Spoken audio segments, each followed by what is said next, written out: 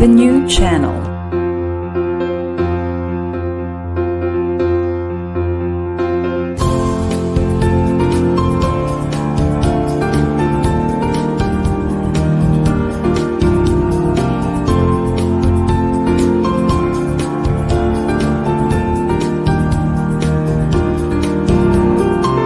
The new channel. Hashtag TNC Now.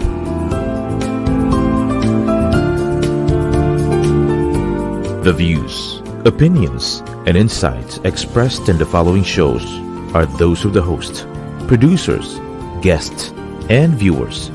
They do not necessarily reflect the position of the channel. Viewer discretion is advised. Mabuhay! And welcome to the new channel. Our passion transforms a community that sees all things new.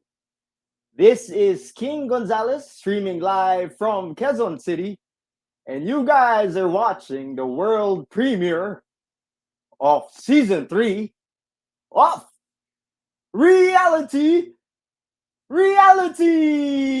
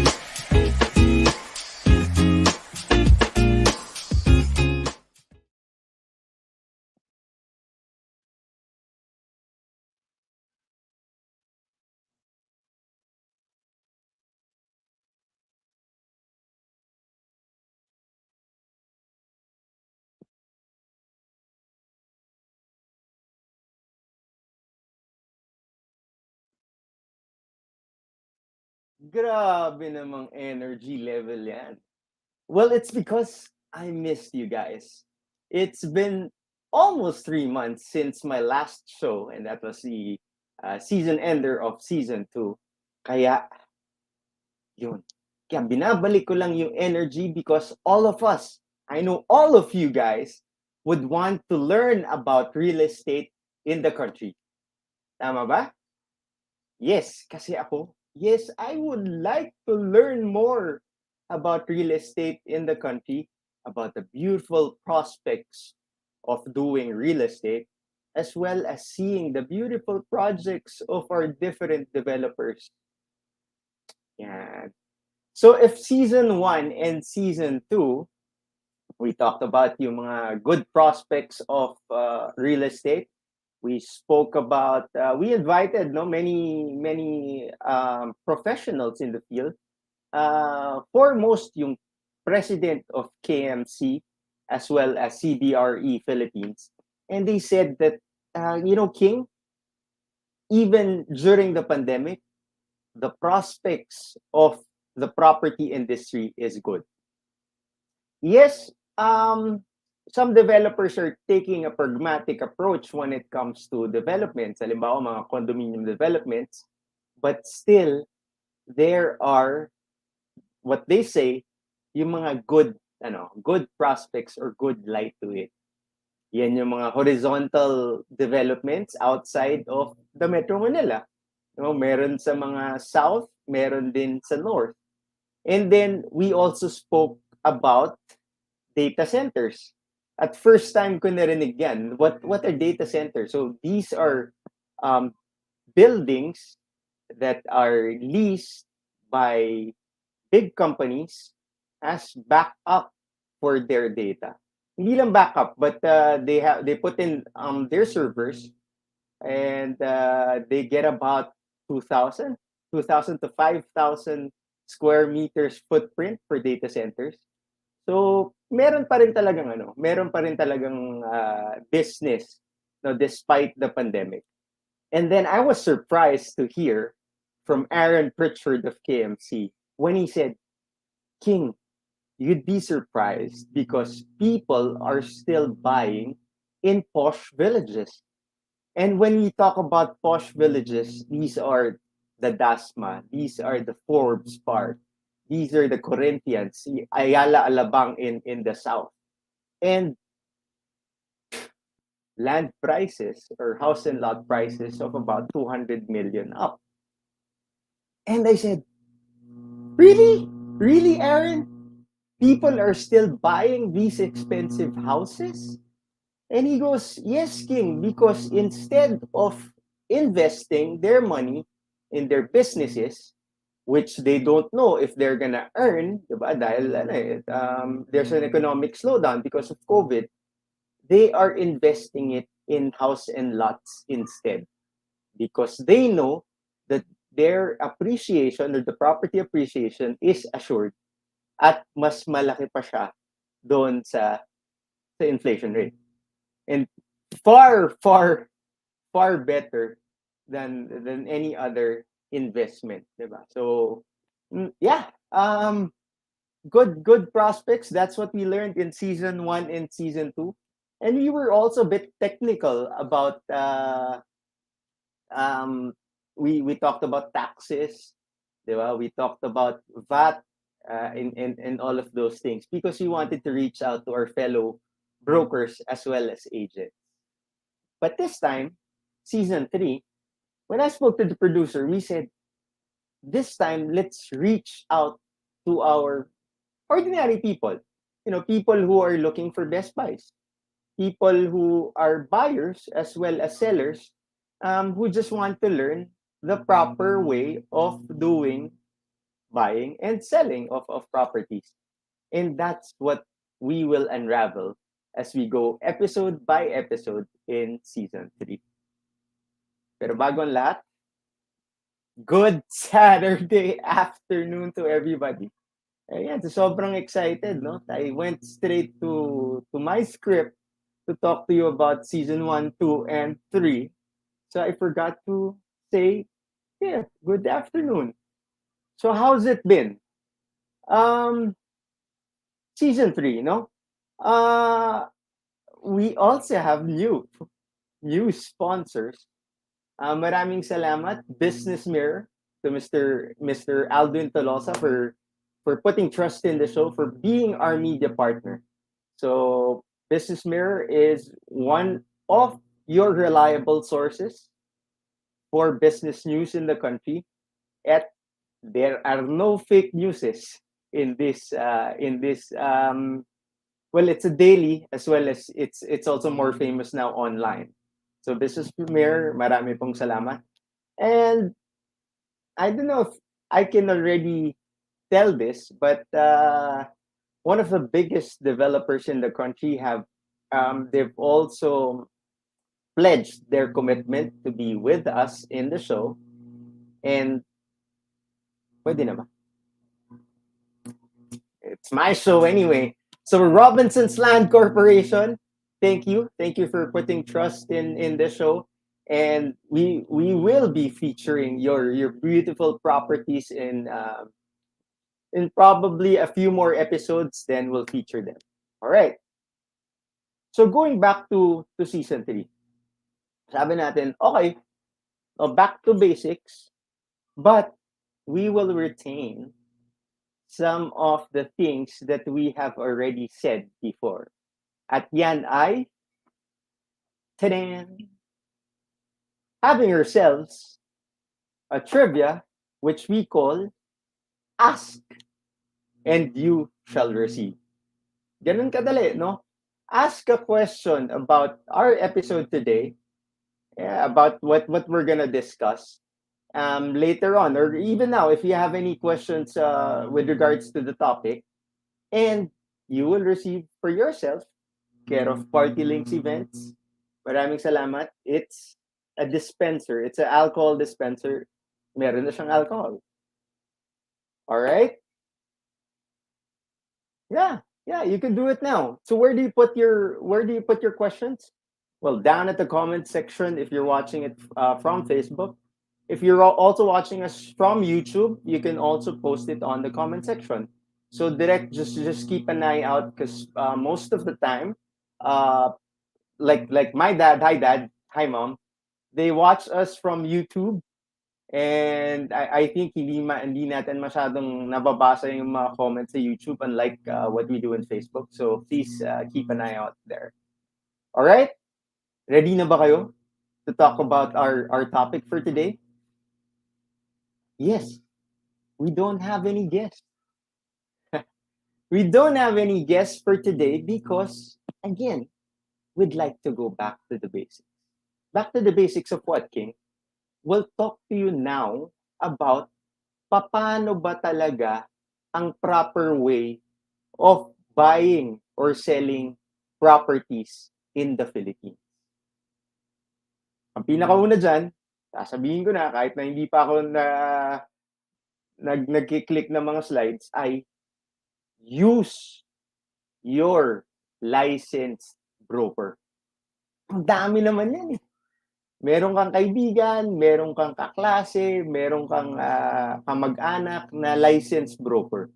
Okay? Kung hindi naman, accredited agent, no? Accredited real estate agent. That's the first thing in doing a proper property buying or selling. Sige, let's go through our slides.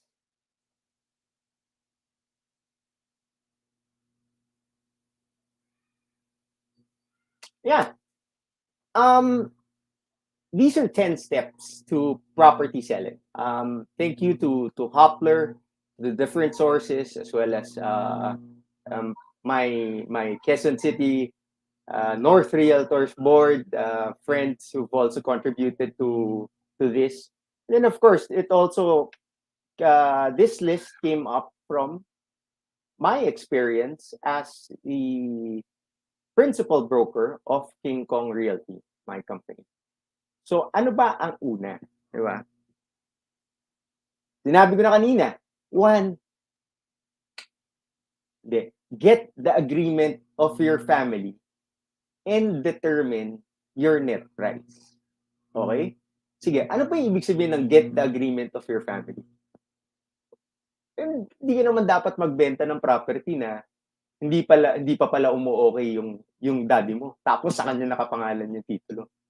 Or kung yung titulo man ng property ay nakapangalan na sa'yo, out of courtesy, you should get the approval of your parents kung ito man ay pamana sa iyo. Tama?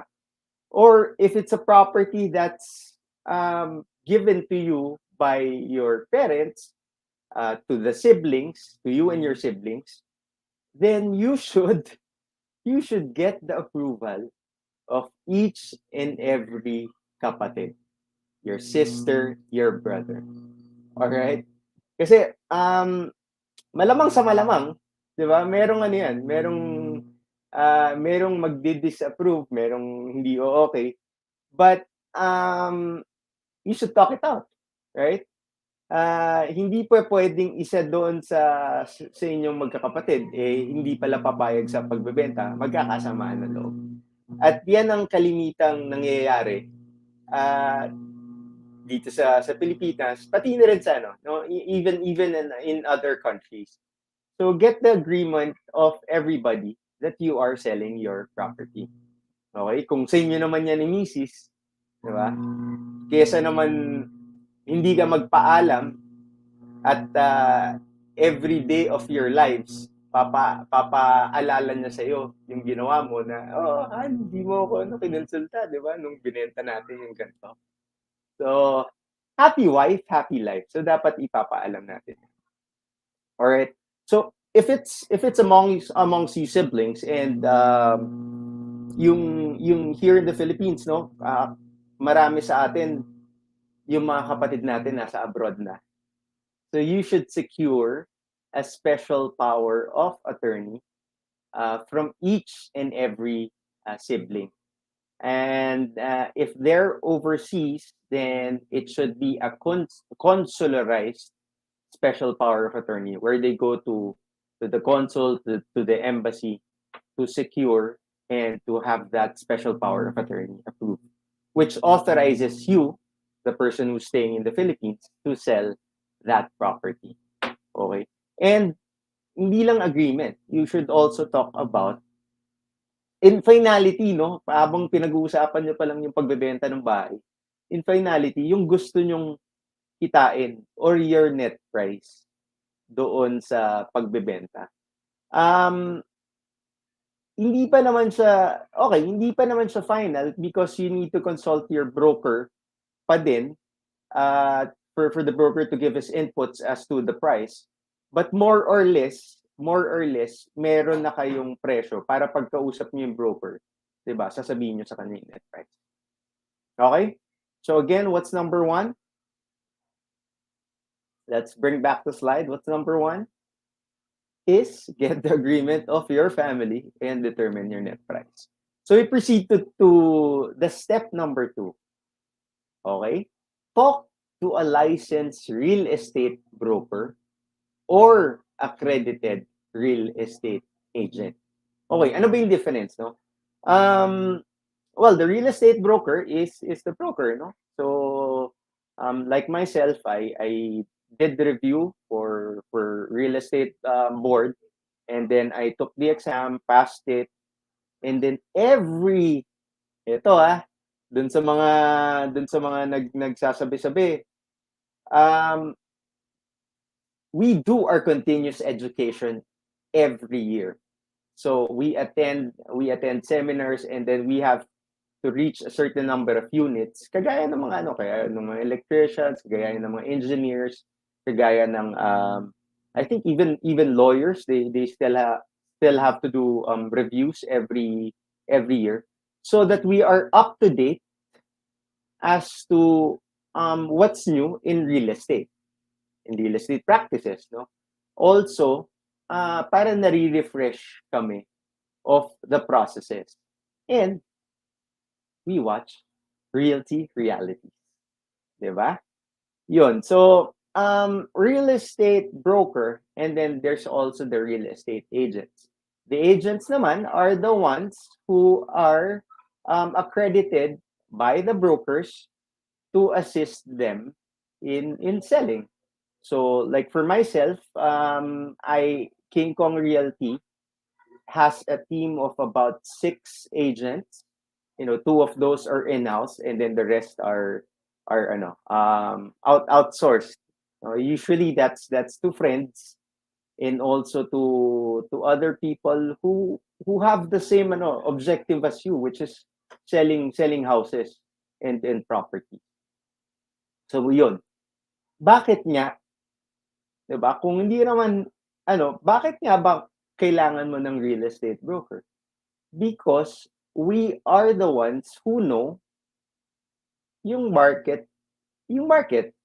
So what's the market value of property, say in Visayas Avenue, say in Timog, say along EDSA, 'di ba? In Ayala, in Makati, in San Antonio.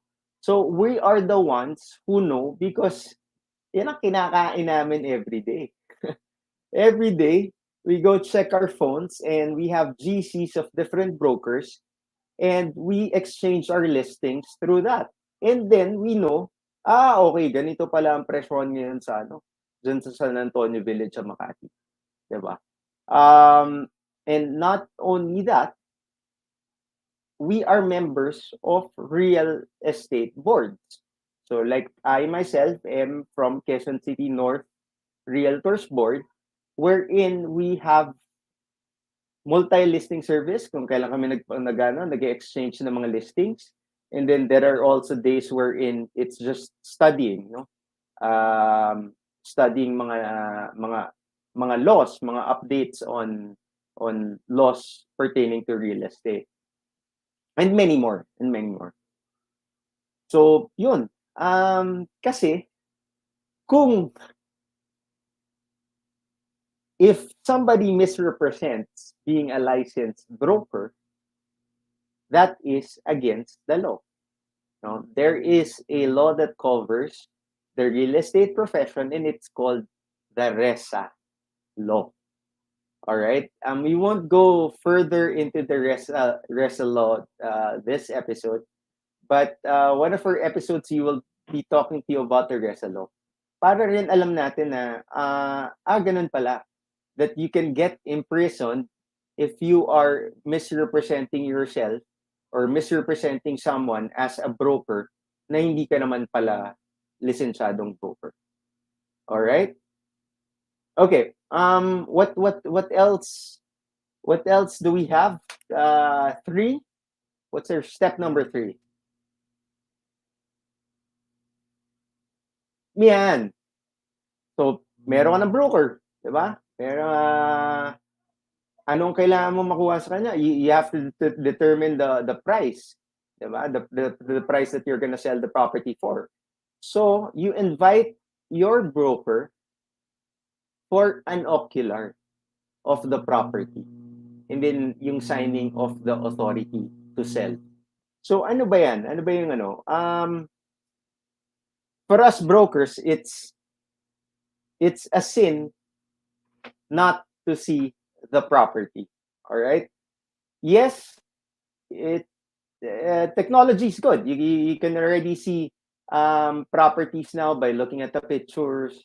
You know, some of us even have videos of the properties. But, diba? Rule number 1 of sales is that you have to master your product.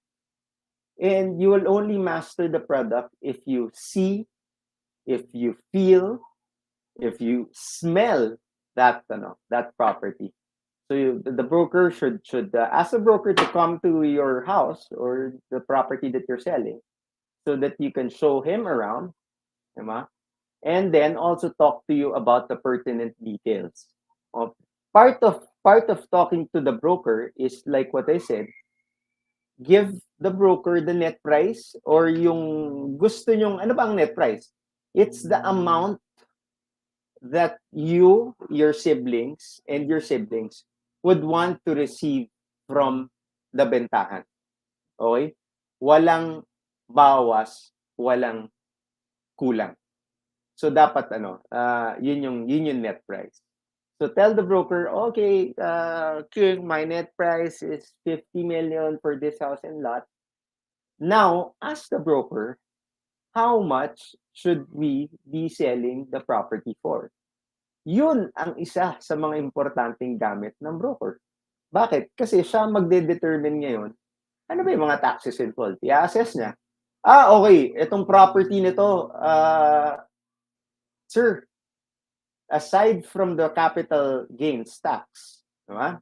Usually yan, pag nagbebentahan, capital gains tax because you gain capital or you gain money from selling it. So, kailangan magbayad sa BIR ng capital gains tax, or some people call it CGT, some people call it cap gains, no?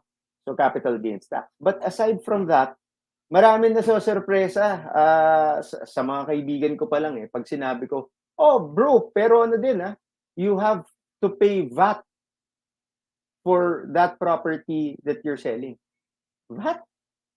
12% yun. Yes.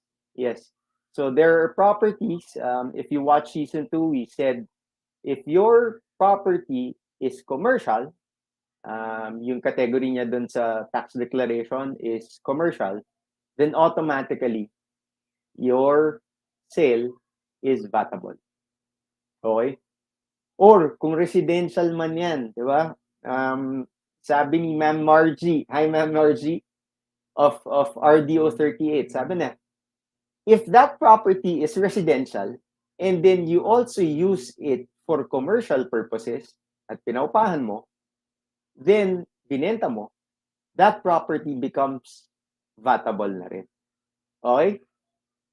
Goods. That's why you invite your broker to give those assessments kasi marami pang things that you might not see or even yung mga friends mo na nagpa-practice ng profession but are not licensed. Kikilatisin din ng broker yung title, right? So the title as well as the tax declaration. What else do you need to prepare kapag nando na, no? In-invite mo na yung broker over.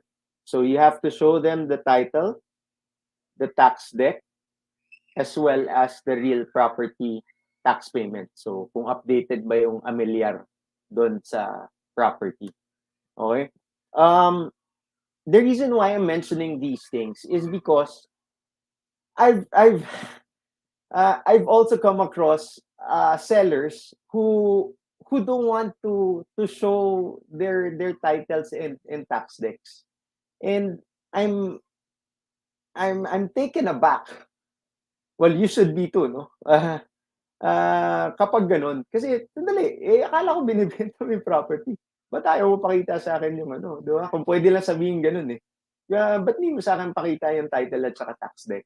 Di ba? Kasi your brokers are objective. They're the ones who should give you advice as to what you should be doing. Kung yung title mo man has its flaws, has its liens and encumbrances, the broker also has a capacity, as well as your lawyers, to give you an advice as to ano yung mga dapat gawin doon sa encumbrances doon sa titulo mo. All right? Oh, let me just go back, no? So after all those expenses, diba, sasabihin sa'yo ng broker, okay, 50 million, ito po yung capital gains tax, 6%, ito po yung broker's commission, diba? 3 to 5%, depending on the property, depending on the kindness of the heart of your seller, diba? Then we brokers will give you the gross selling price. And you have to take note that when we give gross selling price, that there's also a portion wherein there's a buffer for negotiation. Kasi ewan ko, sa 10 taong kong pagbobroker, wala pa naman ako nakitang, yan ba yung selling price niyan? 50 million? Sige, biling ko na yan. Diba? Na hindi tumawad. Meron ba kayong na-encounter na ganun? Or kayo ba mismo, ng mga buyer, ganun kayo? Kung ganun po kayo, please get King Kong Realty. At marami kaming listings na pwedeng i-offer sa inyo. Alright? So, what's next? Who pays? Sige, yan. Okay, no? Before I proceed to just stay put, okay lang yan, direct. Just put in the slide there. Before I proceed to number 4, who pays for who? Yun din yung mga dapat na na questions that we need to talk about once your broker is already there, diba? Typically the capital gains tax is paid by who? Sige, iano ko. Wala pa naman yata ang question. Kung sino makasagot? Alright? Who pays for capital gains tax typically? It should be the seller. Because he is the one gaining capital from the sale. Diba? So, logical yan. But in some instances, meron mga sellers na they just want it net sales. So, pinapaako niya na sa buyer yung capital gains tax. Is it accepted? Well, our market accepts it. Although ako, I'm really a sucker for processes, diba? For standardization of things. So I always recommend to our clients to go by gross selling price. Also, katuwang na doon, capital gains, what else does the person pay for? There's the documentary stamp, no? Yun, medyo yan. Napapasa kung sino nagbabayad ng documentary stamp. Broker's commission, ayan.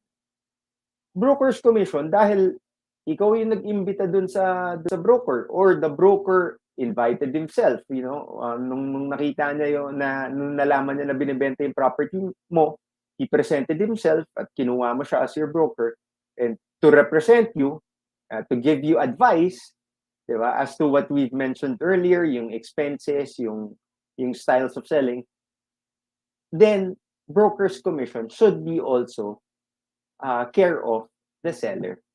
Dahil yung broker nandiyan naman yan para alagaan ka. Diba? Para ibenta yung property mo. Hindi lang ano, it's not just about selling properties, mind you. It's not just about having a successful sale, but it's also making relationship with you as the seller, and then also giving you advice as to yung pinakamataas na pwedeng ibenta, diba?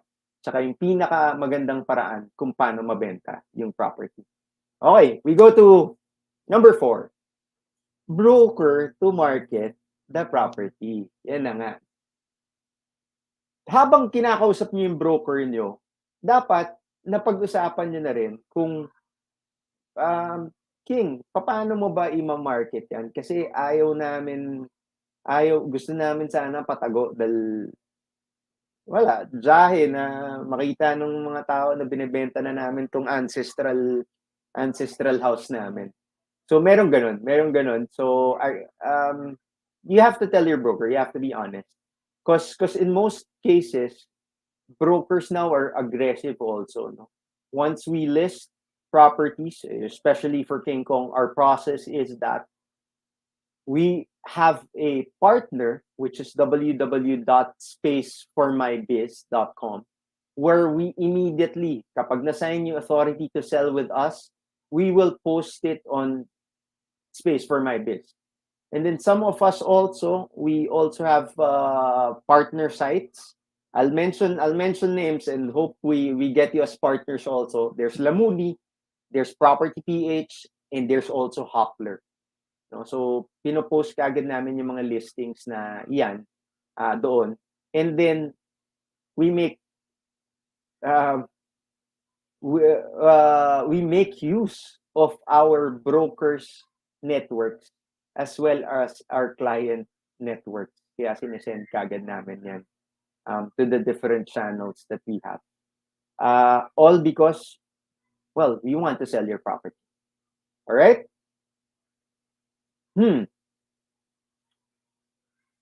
Determine limitations. Alright.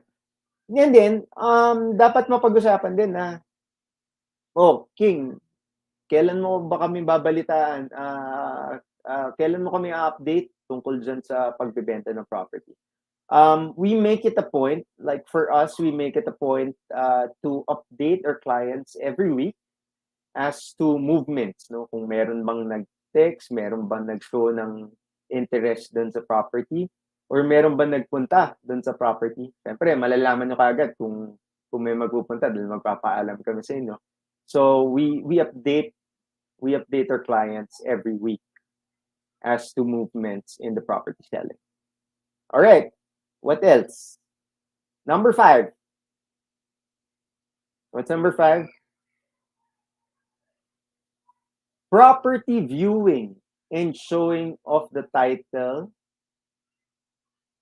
and tax declaration to the prospect. So after you've marketed it, naturally you'll have somebody interested in the property, and your broker will be showing the property to the prospective buyer. And hindi lang yun, no? Kinikilates na rin. Kalimitan ngayon yung mga buyers natin talagang may alam na dun sa practice, dun sa real estate. So kaya we show them the property, we tour them around, we give the highlights of the property, and then we show them the title and tax declaration, as well as explaining to them if there are certain encumbrances in the title. Okay. All right. So 10 steps. Now we're down to our next 5, but before that, No? Let me just rest a bit, and you rest your eyes also, and listen to our friendly and beautiful sponsors. So we'll be right back.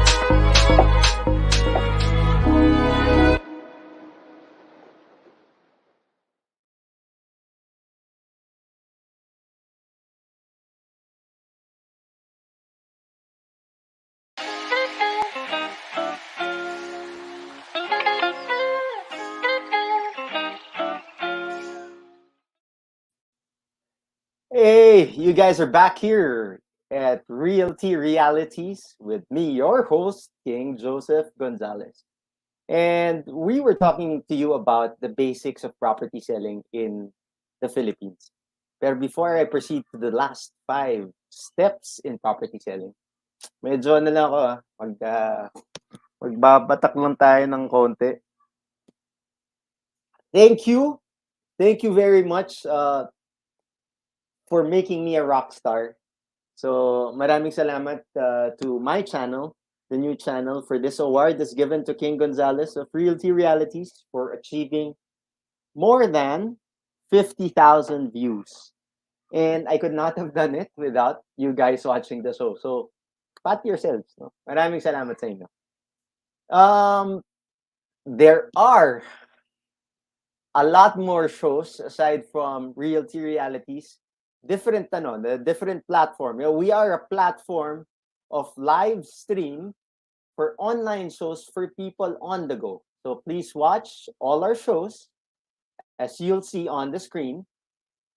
So imagine having your own show, your own playlist, your own content, but we make it easier for you. TNC aims to transform the lives of our viewers through engaging, authentic, and original content. And one that you will learn a lot, no? Kagaya dito sa 10 steps of property selling. Our vision is to become a global 24/7 live stream channel that showcases the Filipino talent, global influencers, cultural intelligence, and ingenuity. Please watch Realty Realities every Saturdays, that's 4 p.m. And go check out our Facebook page. That's the new channel, or hashtag TNC Now, for the wide array of different shows that we have, so that you'll learn a thing or two. All right? So let's go back. But before we go back, again, no, bago tayo bumalik dyan, we'd like to thank hindi lang yung mga viewers but also our sponsors. So Business Mirror, thank you for being our media partner. Thank you na rin sa King Kong Realty, to my team, for understanding sometimes that I cannot attend to you because I also have to spend time in doing the content for the show. And then also to www.space for my biz, for allowing us to use that platform in our listings.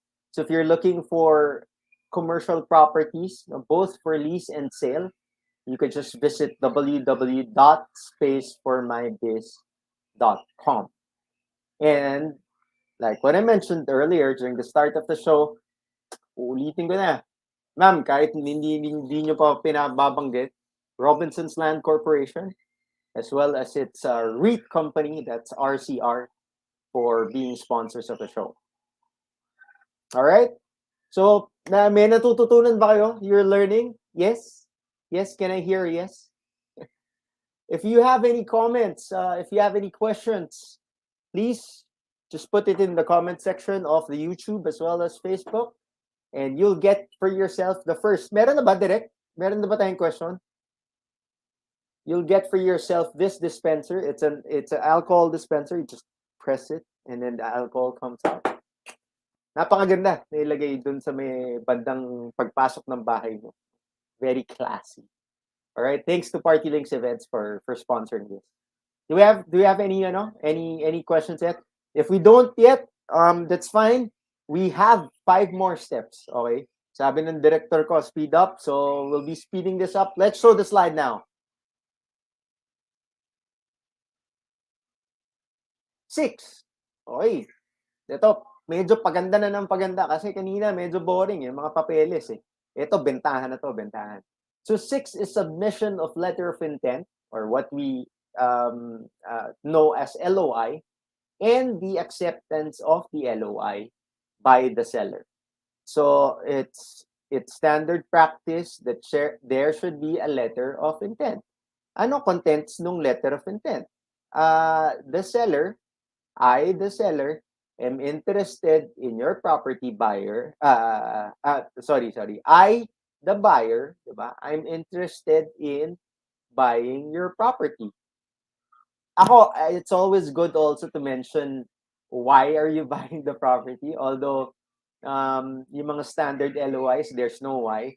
But we just want to build relationship also dun sa seller. So, why? And then, how much, diba? So, the broker gives the gross selling price of the property. So, if it's 55 million, then the LOI should contain how much the offer of the buyer is, or the prospective buyer. And then, also stated there would be the amount of earnest money that he would be giving, as well as the proposed payment method. So if it's going to be on bank loan or if it's going to be cash. Uy, sabi ng mga sellers, sana cash. Yes. Cash is king, no? But in some instances, it has to be in bank loan, or some of our buyers want it in bank loan so that the bank can do. Hindi naman yan eh.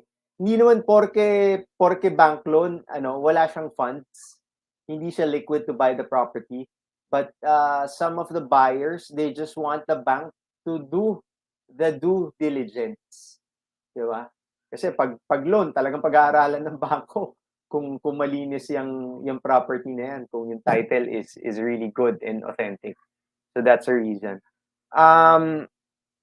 Yes, but you sellers, yun naman, gusto nyo na cash sana.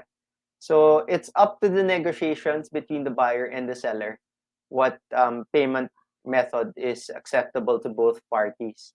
And that is why you have your broker, to explain each of the sides.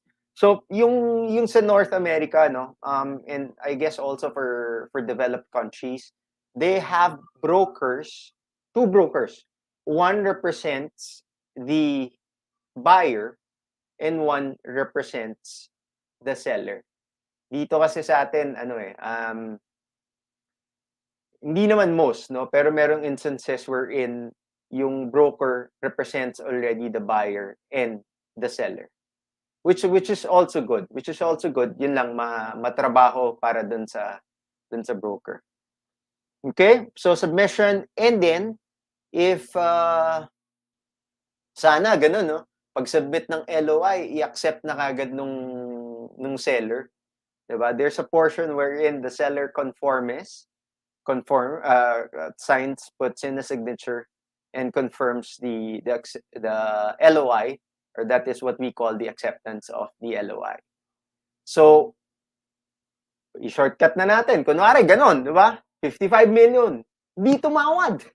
Hindi tumawad si buyer. At sabi na, yes, I'd like to pay this 55 million. What's your next step after that? Your broker prepares already the contract to sell. No?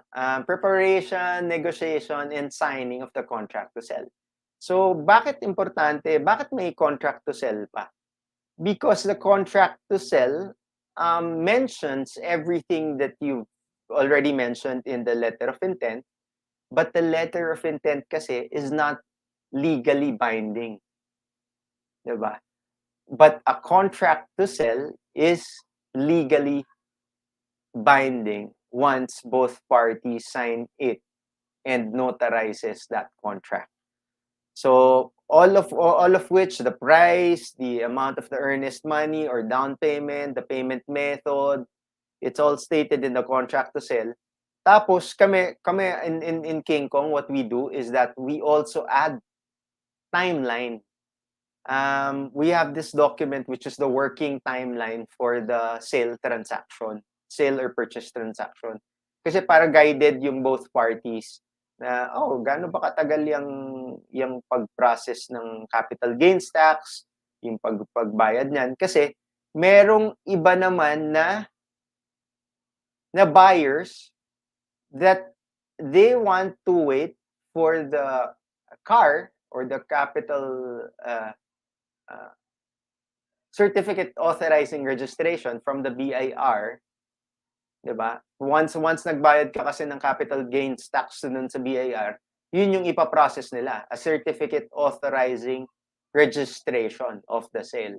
So, some of our buyers, they require that to be presented to them or to be given to them by the sellers before they pay, either they make the full payment or they make the partial payment. So it really depends, no? It really depends on the negotiations between the buyer and the seller as to ano ba yan, full payment na ba kagad yan?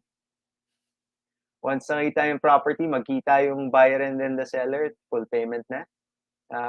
Well, in most cases, it doesn't happen that way. But I would love to have a sale na pag nag-meet na yung dalawa, uy, full payment na kagad. Right? Okay. What's important in this part of having the contract to sell is that documents should be provided for in kaliwaan. No, in kaliwaan. And when I say kaliwaan, the buyer presents the payment for a certain payment. Halimbawa, down payment yan, no? Down payment. And then, he or she requires yung certified true copies of the title, the property, the tax declaration, as well as the clearance of amilyar or the clearance of real property taxes. So, ano yan? Normal yun, di ba? Dun sa mga co-brokers ko, ganun din ba yung ginagawa nyo? Kapag nag-present down payment, yung buyer, then all of these are provided by the seller through you, the broker, of course. Okay? Okay. Next. Next tayo. Ayun, napangunahan ko na pala. The 8th step for property selling by King Kong Realty is what we call kaliwan or payment. No exchange ng document, there should be a payment made by the buyer. So all of these things, the steps that I'm presenting to you guys, you can download this or you can copy paste it because we will be posting this on our Facebook page. That's Realty Realities on TNC. So please, after the show, like it on your Facebook so that you'll be updated of what's happening, especially things like this. Dahil ipopost namin yan, pati yung mga binabanggit ko na na expenses dun sa pagbebenta ng property. All right? Now, we go to number 9, which is the processing of transfer and registration of title to buyer. So, this is assuming that full payment has already been made, diba, by the buyer. Then your broker would assist you in transferring the title to your name. Diba? Hindi ka naman siguro bibili ng property tapos hindi papalipat yung titulo sa pangalan mo. So that's a step. Your broker goes to the registry of deeds to present the deed of sale. Diba? A deed of sale is the proof that you've already made full payment of the property and then processes your transfer of the title to your name. Okay? During full payment also, dapat i-surrender na ni seller yung original copies of the title as well as tax declaration. And other pertinent documents pertaining to the property, dapat sino-surrender na yan dun sa buyer. Because important yun dahil most of these documents have to be presented either to BIR or to the RD, for certain processes to take place. Kaya sino-surrender po siya. Now, the last, which is the 10th step, is the application for new tax declaration to the buyer. So, meron kasing times na nakakaligtaan tong step na to. So this should be done. So after the title has been transferred to your name as the buyer, then you should ask your broker. Actually, hindi na ask eh. The brokers know this already, to apply for the tax declaration that has your name on it. Okay? Kasi yung tax declaration naman na yun, that will also be the basis for your yearly amilyar payments on the property. Okay? Cool? Did you guys learn? Did you guys learn from the 10 steps to property buying or selling? Yeah, I hope you did. Okay. Let's go to the next slide, which is my final slide.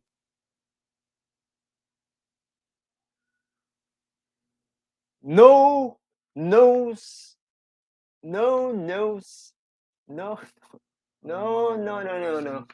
in property selling.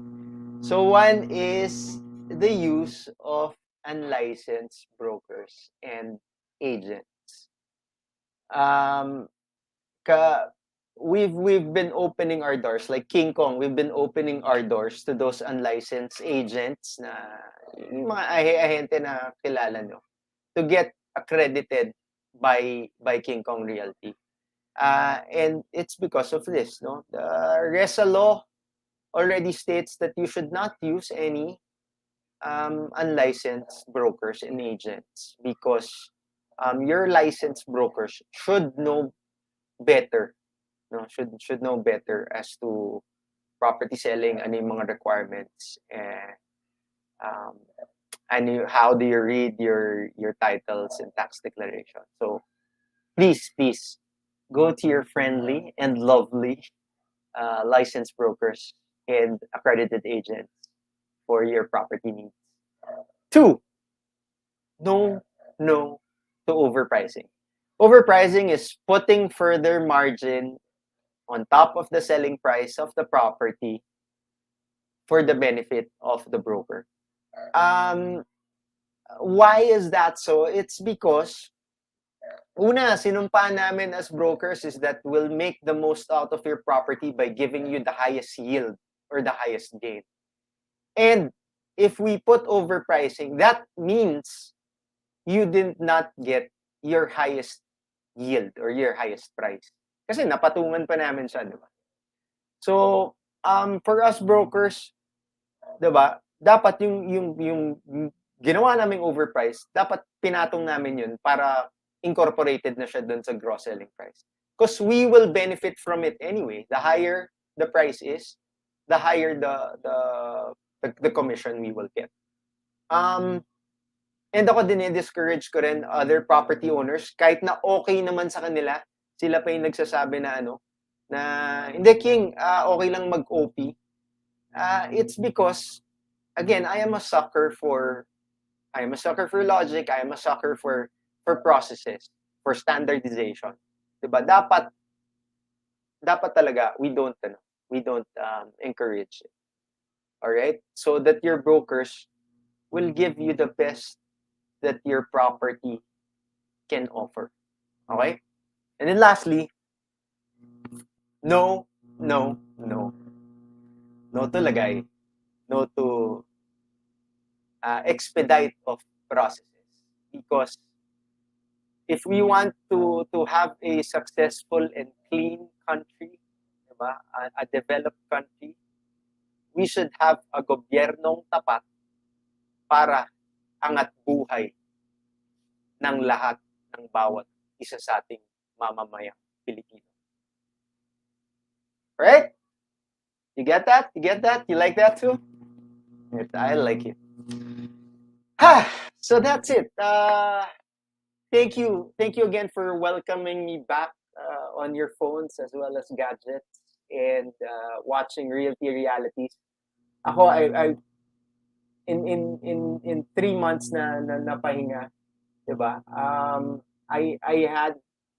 I also thought to myself, what should I be putting in content? And as I spoke to my producer, that's what we said. Diba? We want to talk to the buyers and the sellers. Hindi lang yung mga brokers and the agents, because we want you to learn from it para mas maganda or seamless yung paghahanap nyo ng buyers or paghahanap nyo ng inyong mabibili, the dream house that you discussed with your wife, diba? Mabili nyo ng tama at sa tamang presyo at sa madaling pamamaraan. Alright? Lastly, well, we will still be featuring the beautiful properties of our developers, especially our soon-to-come sponsor, Robinson's Land Corporation. So, meron din tayong we've also been talking to the likes of Efren Bata Reyes, our pool legend, because we want to feature what they've invested in. In one of the shows on TV, I saw that the wife of Mang Efren nag-invest in apartments, and I would like to see those apartments. I would also like to see and show you guys the developments of Slater Young in Cebu. Yung maganda niyang development. Also, sana we'd like to show you also the new house that was given by Mega World to Heidelin Diaz, our gold medalist in the Olympics. Para makita natin, wow, para makita natin the fruits of the hard work of our athletes. as well as mga actors and actresses, as well as people who have made it big and invested their hard-earned money in properties. So again, maraming salamat po for streaming live. Do we have any, Sorry, do we have direct? Meron bang nanalo? But we'll just, we'll post it. Thank you, Miss Pauline, for the support. We'll just post the name of the person who won it. Just check our Facebook page, #TNC Now. Also, Realty Realities on TNC. So that's about the time we have. Maraming salamat po. We'll leave you with a song that was made famous because of our heart, no? Because of our heart, because of the pagkakaisa of the Filipinos. Back in 1986,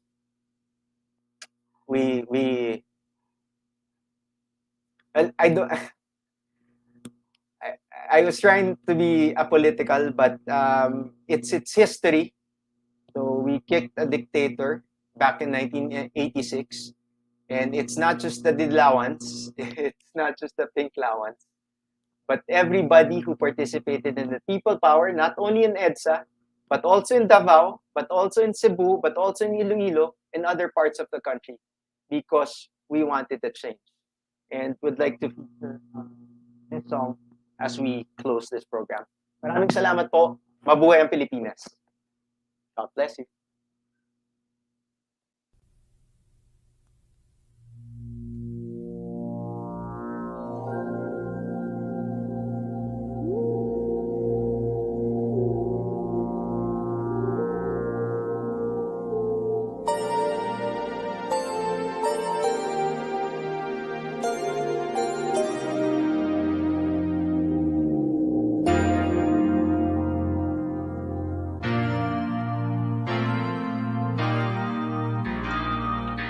Know the song. Let's sing together. At damdamin natin yung pinagdaanan po natin. Mawala ka muli. Di na ko papayag na muling mabawi. Ating kalayaan kay tagal na nating biti. Di na papayagang mabawi muli. Magkakapit-pisig, libo-libong tao. Kay sarap pala maging Pilipino. Sama-sama iisa ang atikain. Kailanman di na paaalipin. Ang iyong Pilipino sa mundo. Mapayapa para ang pagbabago. Katotohanan, kalayaan, katarungan ay kayang makamit na walang taas. Basta't magkaisa tayong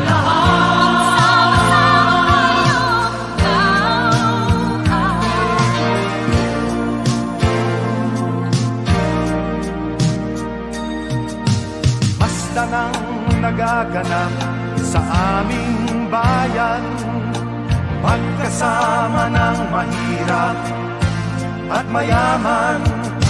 Kapit-bisig, madre, pari at sundalo. Naging langit itong bahagi ng mundo. Huwag muling payagang umira lang din